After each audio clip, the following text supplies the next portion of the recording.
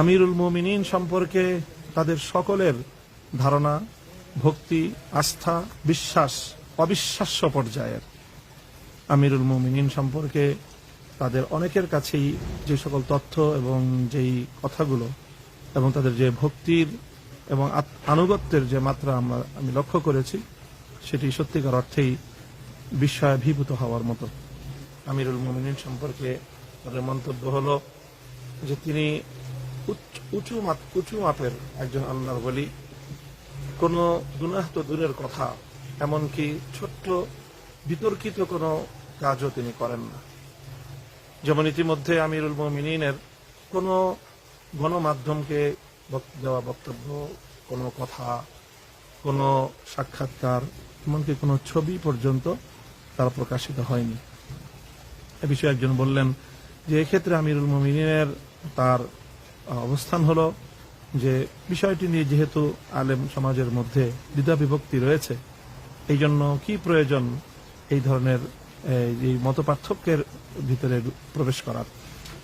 তো এই ধরনের একজন সর্বজন শ্রদ্ধেয়, দূরদৃষ্টি সম্পন্ন, আস্থাবান নেতৃত্ব মূলত বর্তমানে ইমারতে ইসলামিয়ার উন্নতির অন্যতম রহস্য বলে আমি উদ্ঘাটন করেছি।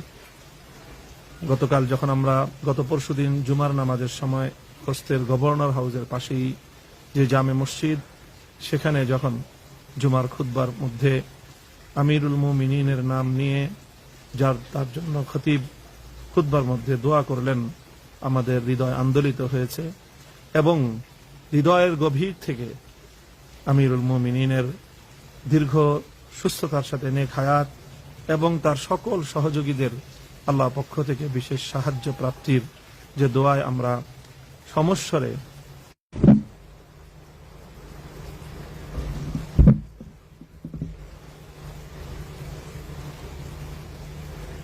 আমরা কিছু সময়ের জন্য বিদ্যুৎ সংকটে আমরা পড়ে গিয়েছিলাম।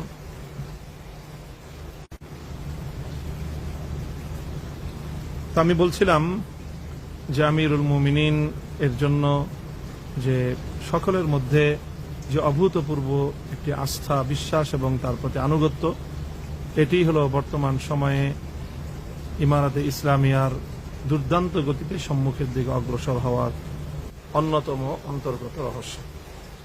যাই হোক, তো আমরা